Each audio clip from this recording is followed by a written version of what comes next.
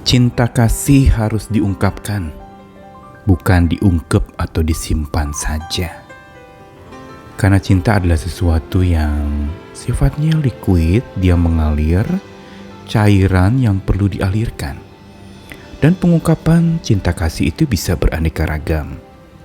Ada yang menyatakan cinta dengan memberikan sesuatu, ada pula yang menyatakan cintanya dengan melayani atau melakukan satu tindakan yang menyenangkan orang yang dicintai. Atau bisa juga dengan memberi hadiah, bisa juga dengan berdiam bersama, dan dalam masa berdiam bersama itu cinta menjadi terasa lebih nyata terungkapkan. Atau juga lewat kata-kata, ini yang sudah sering kita ketahui. Hanya saja kata-kata yang diungkapkan dari cinta kita, apakah kata-kata itu harus bersifat puitis, menjadi indah dan kedengarannya mendayu penuh rayuan?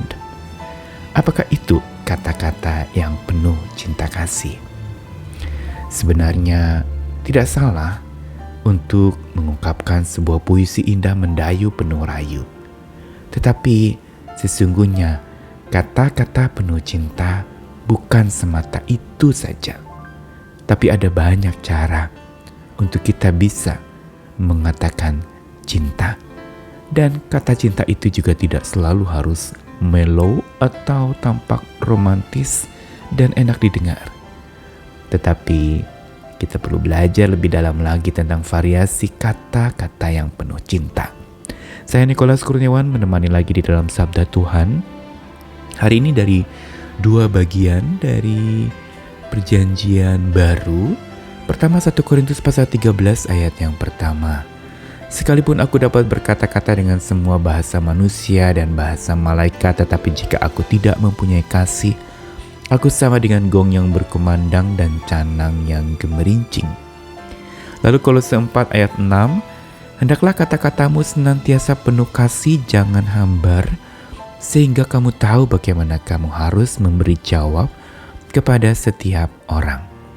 Khusus Kolose 4 ayat 6 saya bacakan satu versi lain dari Alkitab yang terbuka. Dikatakan demikian, biarlah perkataanmu selalu penuh kasih, dibumbui dengan garam, supaya kamu tahu bagaimana seharusnya menjawab setiap orang. Dua ungkapan di dalam ayat tadi 1 Korintus 13 ini mengaitkan kasih dengan bahasa manusia. Karena bahasa manusia itu adalah sesuatu ungkapan diri, komunikasi, cara mengekspresikan sesuatu. Tetapi di situ dikatakan sekalipun dapat berkata-kata dengan semua bahasa manusia dan bahasa malaikat, tapi tanpa kasih, maka itu akan menjadi seperti gong yang berkumandang dan canang yang gemerincing, atau ibarat peribahasanya tong kosong nyaring bunyinya. Bergema kemana-mana, tetapi hampa karena tidak ada kasih di sana. Asal bunyi terungkapkan saja, bukan karena digerakkan oleh cinta kasih itu. Dan lalu kemudian di dalam Kolose pasal 4 ayat 6 tadi dikatakan, hendaklah kata-katamu senantiasa penuh kasih, jangan hambar. Menarik sekali di dalam versi bahasa aslinya, kata jangan hambar itu dituliskan dengan sesuatu yang lucu, menarik, yaitu dibumbui dengan garam. Seperti yang tadi dalam versi Alkitab yang terbuka dikatakan perkataan penuh kasih itu dibumbui dengan garam. Ini menarik sekali untuk kita simak, karena ini merupakan satu kata-kata penuh cinta kasih yang sesuai dengan definisi Sabda Tuhan, yaitu jangan hambar, ditaburi garam. Kita semua tahu fungsi garam, pertama memberi rasa. Makanan kalau tidak ada garamnya rasanya hambar. Tetapi juga garam fungsinya adalah untuk mengawetkan supaya tidak jadi busuk. Makanan sering diawetkan dengan garam. Dan inilah sebenarnya yang merupakan satu intisari atau penegasan tentang kata-kata penuh cinta kasih menurut versi Kolose pasal 4.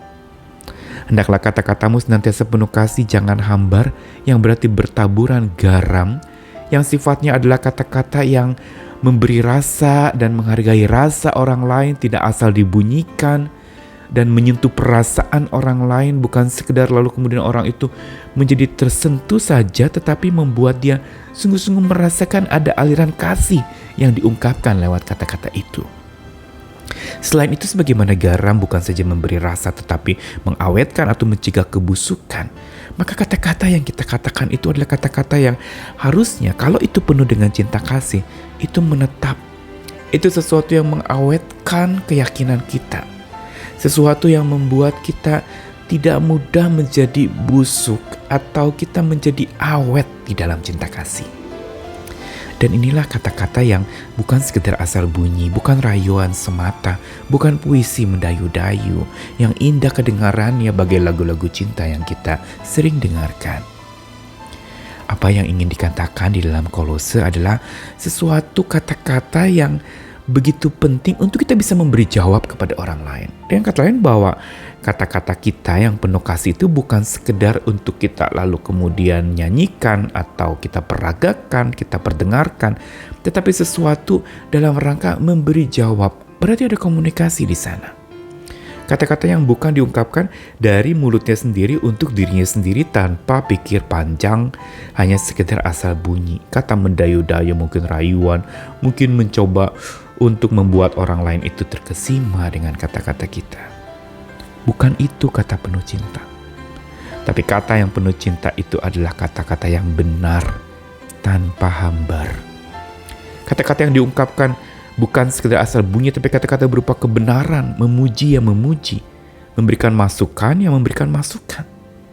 Bukan lalu kemudian kita menjadi berbohong dengan demi cinta, lalu kita berdusta dengan mengatakan iya gak apa-apa padahal sebenarnya ada apa-apa. Atau kita katakan wah bagus padahal sebenarnya biasa-biasa saja. Kata penuh cinta adalah kata yang berdasarkan kebenaran, bukan mengingkari, bukan penuh dusta. Kata penuh cinta adalah kata yang tanpa dusta. Dan kata yang sungguh-sungguh tidak hambar, memberi rasa dan mengawetkan seperti garam tadi. Dan kalau kata-kata kita bergaram, itu akan mengusir geram orang. Membuat orang menjadi tentram. Membuat orang menjadi sadar akan dirinya. Dan ini kata penuh cinta yang berdasarkan kebenaran, membuat orang merasa dicintai, tapi juga membuat orang itu menjadi sadar siapa dirinya. Dan ini dikatakan oleh Tuhan Yesus pada saat dia mengajarkan segala pengajarannya itu lahir dari cintanya. Sehingga di dalam mengungkapkannya ada teguran di sana. Ada sebuah kata-kata yang keras dan tegas menegur orang yang bersalah. Ini kata-kata yang bergaram, yang mengusir geram, sesuatu ungkapan amarah yang bukan karena geram atau murka kepada seseorang, tapi sebuah pernyataan kebenaran dan keadilan. Ini yang maksudnya kata-kata bergaram itu. Dan kata-kata yang penuh cinta itu juga kata-kata yang makin binar bersinar. Berarti sesuatu yang memancar kemana-mana. Dan kalau sudah memancar kemana-mana makin menjadi tenar atau masyhur, tersebar luas. Kata-kata adalah bagaikan air, sebagaimana cinta juga bagaikan air yang kita ungkapkan, kita alirkan kepada banyak orang. Mari kita belajar bagaimana supaya kata-kata kita penuh cinta. Hiduplah dari cinta Tuhan. Karena dengan cinta Tuhan itulah kita dimampukan untuk bisa berkata-kata penuh cinta. Bukan asal bunyi, bukan kata sia-sia, bukan pelesetan, atau mungkin dengan maksud bergurau, bercanda tetapi membuat orang menjadi galau. Kata yang penuh cinta adalah kata yang benar, tanpa hambar.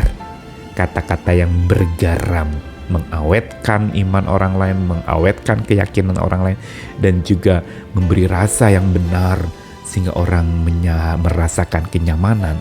Rasanya seperti makanan bergaram itu enak dan membuat kita menjadi bertumbuh. Tuhan mengasihi kita, mari kita belajar lagi untuk berkata-kata dengan penuh cinta kasih. Tuhan memampukan kita, Tuhan menyertai kita senantiasa. Mari berkata penuh cinta. Amin.